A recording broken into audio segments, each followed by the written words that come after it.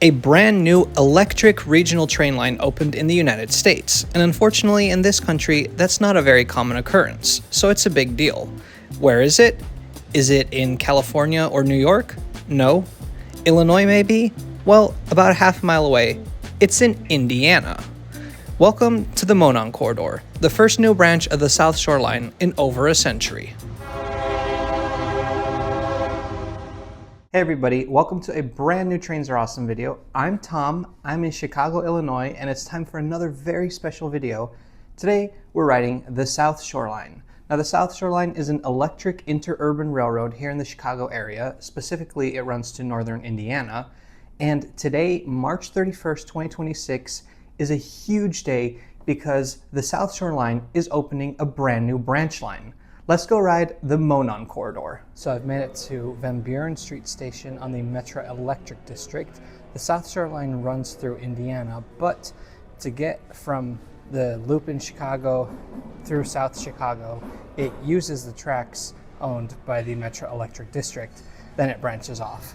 Now it's opening day for the new branch. The first train is going to run at 11:45. It's a little before 9 in the morning now, and I'm not seeing like any posters or anything. I've been invited to the ribbon cutting ceremony today. That's taking place at Hammond Gateway Station, right across the border. So that's where I'm going right now. So the train arrives and it's the weirdest thing. It's one of these double-deck gallery cars. Basically, they have 2 floors, but they're in one shared space, so the conductor can check tickets upstairs from the bottom floor. And the front car is a South Shore Line gallery car. That's pretty normal. And then the car behind it, the car I'm on, is a Metra gallery car. So the reason for that actually has to do with what we're going to see today. In recent years, the South Shore Line has had a lot of expansions, double tracking of their original line and the construction of the new line. But they didn't order any new trains. Instead, they just leased 26 of these cars from Metra.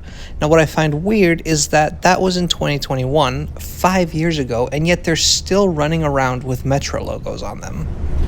Personally, I really like the South Shore Line. Always have. I used to ride it a lot. Back when I lived in Michigan, we would often drive down to Michigan City and then get on the South Shore Line, take it into Chicago. And, you know, in other countries, electric interurban railways are much more common, but unfortunately in the United States, they're not. So that's really cool as well. The South Shore Line construction began in 1901. The first section opened in 1908. Starting in 1912, trains connected to the Illinois Central, which brought them into Chicago. So the South Shore Line has always been electric. Actually, the Illinois Central would attach steam locomotives to the electric trains and pull them into Chicago until that line was also electrified in 1926. Now, in the 1970s, the South Shore Line had the option to join Amtrak. They declined, and then 5 years later, in 1976, they wanted to shut down passenger operations. Well, the state of Indiana got involved, started subsidizing the service. Now it's actually the state that owns the tracks. It's just the private company that gets to run freight trains on those tracks. So in recent years, the South Shore Line has really been investing in their infrastructure. So they've double-tracked huge sections of the line. There used to be a street running section in Michigan City. It was my favorite part of the line. Unfortunately, that closed, although it's probably better for operational purposes. Definitely the South Shore Line lost some of its charm when that happened, though. New stations have been constructed, including Hammond Gateway, where we're going to, and of course, the cherry on top, the opening of a brand new branch line. I'm so excited to be here.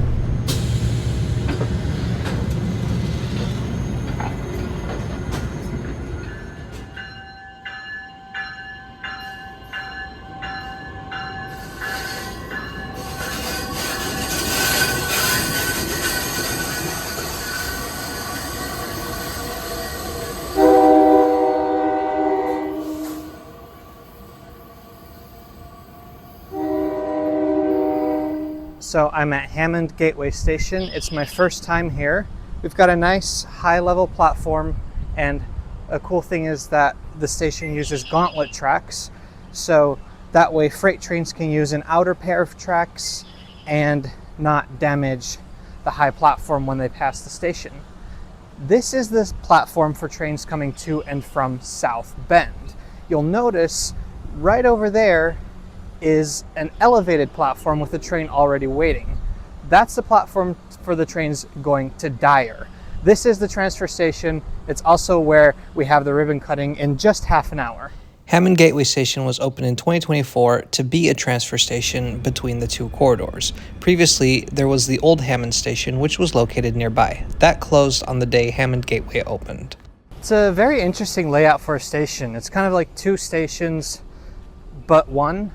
So the first train will leave at 11:45 after the ceremony, and immediately they'll follow a normal schedule. So during the day, the trains to and from Dyer operate as shuttles between there and here. And then you transfer to a train from South Bend to get to Chicago. But during rush hour, there will be direct services between Dyer and Chicago. So if we go over and look at the Monon corridor side of things here at Hammond Gateway Station, we'll notice that there are 3 ways to get up to the platforms. There's a very long ramp, there's a staircase, and there's an elevator. So there you can see the line immediately branches off and travels south. Looks like there's a yard there. And, if anything happens, help will be right here, I guess. I didn't realize how on point that comment was going to be just a few minutes later. I see a tent over there. It's probably where I'm meant to be.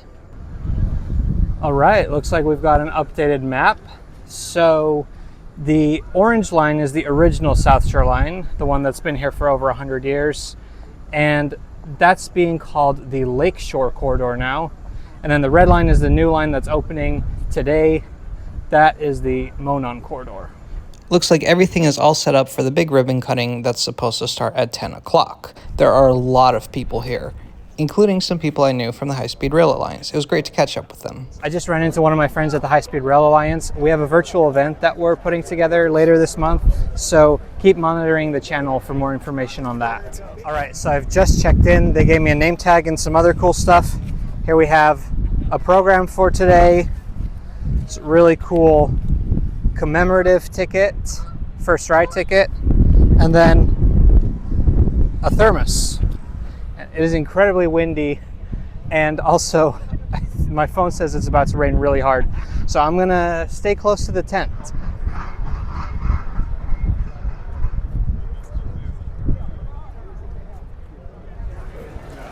All right, the rain is officially raining, so I've made it to the inside of the tent now.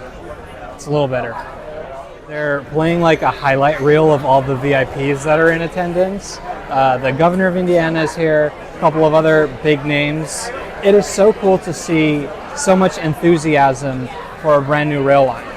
People got to channel this feeling and then bring it into the room when new projects are being discussed. Because people want this. People might want this, but Mother Nature, well, that's a different story. We'll try to make an announcement if the storm goes over, and then we'll resume the ceremony. Thank you, everybody. So the ceremony was just about to start, and now they're telling us we have to evacuate out of the tents because there's lightning right above us. So this is the part of the event where they demonstrate how many people fit in the waiting room at Hammond Gateway Station. It's a lot of people. When I started this channel, never did I think I'd get a shot with both the governor of Indiana and 3 CSX locomotives in it. What a strange job I have. The news did not get any better, though. Just so everybody is aware, we'll keep everybody up to date. We're still monitoring the sky. We'll let everybody know. If you guys choose to go to your vehicles, that is up to you. But right now, please stay indoors. Thank you. So yeah, a tornado had been spotted. Risks of doing this in the Midwest. Thankfully, it didn't last long, and about an hour later, the ceremony could start again. All right, as you can see, we're back in the tent. Tornadoes are gone. 45 to 50 minutes late, but that is totally fine because I'm very glad that they worked so hard to keep us all safe. This project, along with the double track expansion, is driving billions of dollars in investment, creating thousands of jobs, and generating real economic momentum across our region. We'll provide 5 one-seat rides in the morning from Munster to Chicago, and in the evening we'll provide 5 one-seat rides from Chicago back to Monon to the Munster Dyer station. But in between, we will run shuttle service back and forth. All 4 of my kids at one time living on the corner of Chestnut and Franklin in Chicago And my wife said, "You are going there." When we lived 6 hours away, you know what I said? "Yes, dear." 1, 2, 3.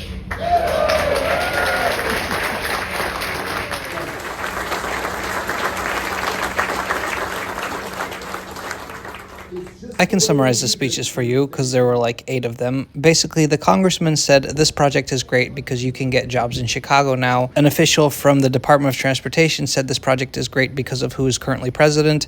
And the governor said this project is great because it was completed under budget. I think that was kind of the main message he was trying to get across in between all his rambling. And of course, everybody wanted to talk about the Chicago Bears coming to Hammond. I did really like hearing a congressman who I probably disagree with on a lot of things say that public transportation reduces congestion. I'm glad we can agree on that message. The nice thing was, though, that all the speeches were still done by 11:45, so we could get on the inaugural run right on time, even despite the weather delays.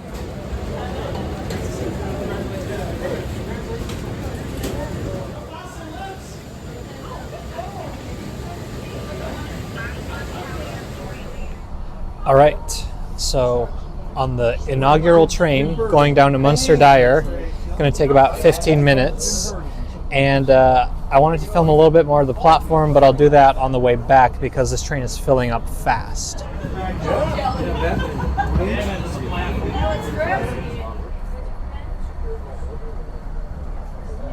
It also looks like they refurbished these trains because they no longer have that weird beige and turquoise seat cover, and they have USB chargers, which is nice. Of course, I will show you. I think I bought the first ticket. We depart, and that means we are on the very first train to run on the South Shore Line Monon corridor. This is huge. The South Shore Line really is one of the last remnants of the American interurban system. It has existed for over a century, but during that entire time has only had one line. This is the first time a line has been added to the South Shore Line.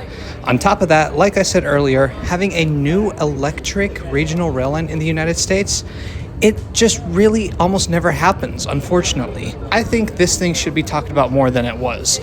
I get it was probably a little bit overshadowed by the floating bridge opening in Seattle, but still, I'm super glad I could be here. Now, the Monon Corridor, or as it was known during construction, the West Lake Corridor, is 9 miles long, that's 14 kilometers, and on our way to Munster Dyer Station, we will stop at 2 intermediate stops, South Hammond and Munster Ridge. After the initial curve, we head straight south, and not once during our trip do we ever stray more than half a mile away from the border with Illinois. This is so cool.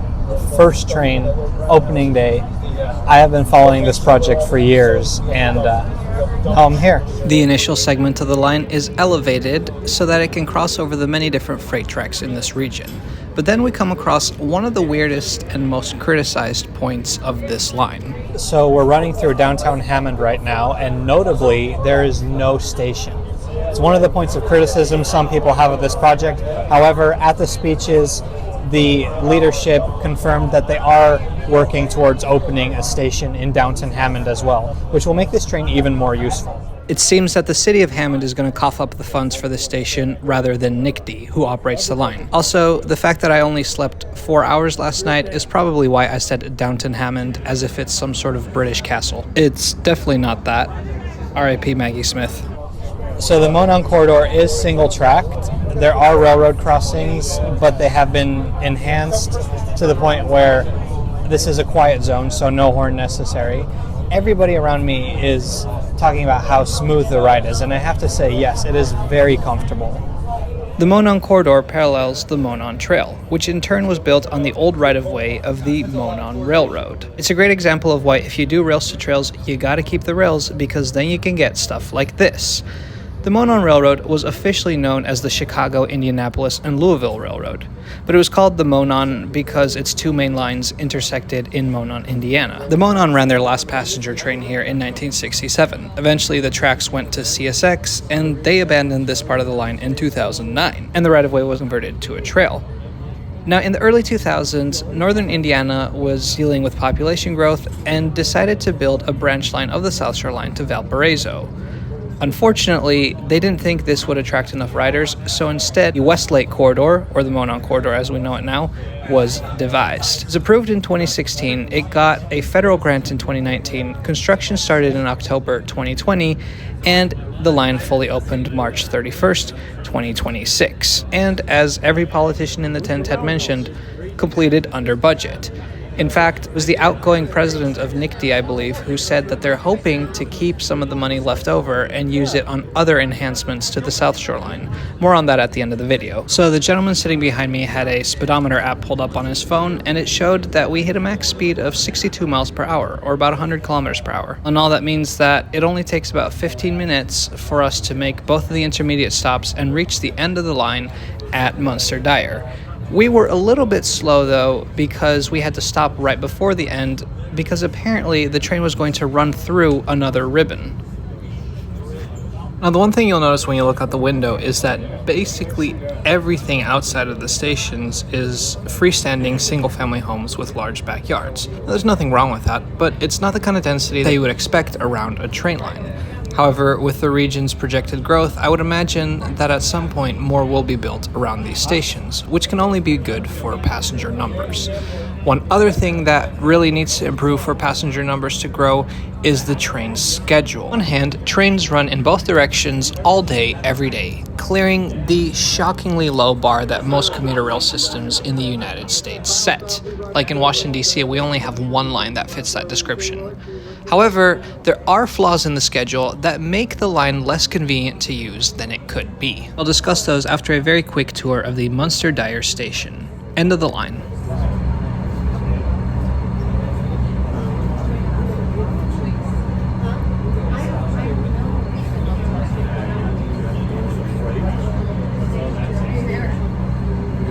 Munster Dyer Station has a single platform serving the South Shore line. Overall, the entire station is covered by a canopy and is a lot larger than the other stations we saw earlier.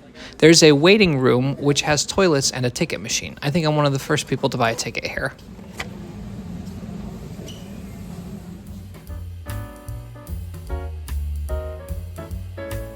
There's also an underpass which takes you under both the South Shore Line track and the CSX track next to it. Now, like I said, in the morning and in the evening, there are direct trains between Munster Dyer and Millennium Station in Chicago. But outside of that, service is operated using a shuttle. The transfer at Hammond Gateway is pretty easy, so there's nothing wrong with that, except that the shuttle does not run nearly as frequently as it could and probably should. At Munster Dyer Station, it lays over for 35 minutes, at least this train does. Then finally, when you get from Munster Dyer to Hammond Gateway Station, there's another 15 minutes that you have to wait before the train to Chicago arrives. They do this to pad the schedule in case of delays, but really the runtime end to end is only 15 minutes. What line has padding that's just as long as the actual operation of the line? I can understand 5 minutes for people that need to take the elevator and such, but in reality, if you just took the train and shuttled it back and forth and making sure it turns around no longer than 5 minutes at each station, you can have a frequent shuttle for the line, which is a better use of your money because you're not paying labor costs for somebody to wait around at Munster Dyer for 35 minutes. Plus, you don't have to worry about the connection at Hammond Gateway because of how frequent the train is. So there are two intermediate stations. I wanted to be able to show you at least one of them, and the train lays over at Munster Dyer so long, I was able to make it to Munster Ridge. Wow, this weather is so bad. The shelter's protecting me from the rain that's coming straight down, but most of it is being blown sideways. There's a little waiting room over there. Out of all the stations on the Monon corridor, it seems like Munster Ridge has the most to do around it, other than living in a house. I don't know, on Apple Maps I noticed 2 barbecue places, so that's gotta mean something, right? The high-level platforms plus the ramps leading up to the platforms means that all the Monon corridor stations are fully accessible. One thing I noticed is that the poles supporting the overhead catenary are made out of wood, and I'm wondering if anybody knows of other examples of new build electric railways that use wooden catenary poles.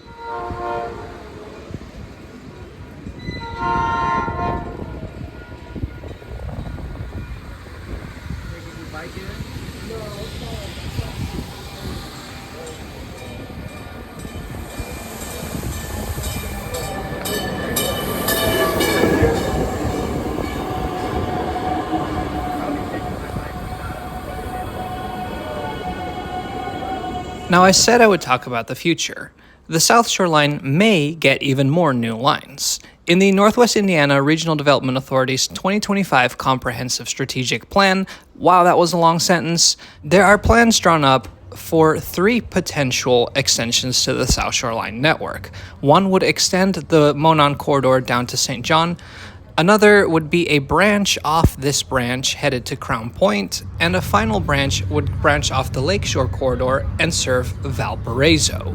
Close enough. Welcome back, Amtrak Calumet. I genuinely hope that the Monon corridor proves to be a success and that Northwest Indiana seriously considers pursuing even more expansion. The South Shore Line has really beaten the odds the last few years, making the conscious decision to improve their system wherever possible, because when the train is frequent, not delayed, and can get you more places, suddenly taking the train becomes a lot nicer experience, and so more people will take the train. I don't want to say it's embarrassing, but I do want to point out that there are plenty of cities in the US with progressive leaders who are dragging their feet when it comes to making this kind of improvements to their rail systems, yet here in Indiana, where most of the politicians are quite fiercely against rail, they're pulling this off. Food for thought. Anyway, on our final approach into Hammond Gateway Station, look out the left side window and you'll see a rail yard that was also constructed as part of the Westlake Corridor program. It's a regular meet and greet today. Shout out to everybody who came out for this, and thanks for saying hi.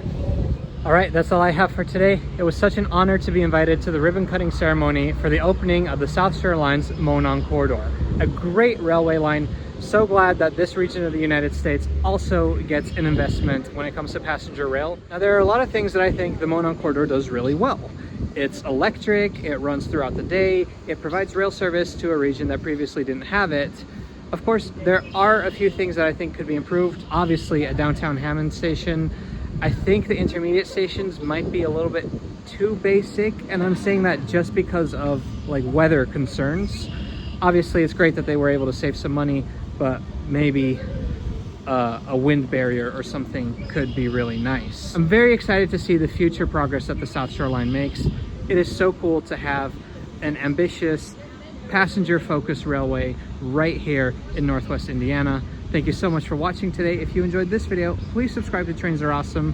We'll see you next time.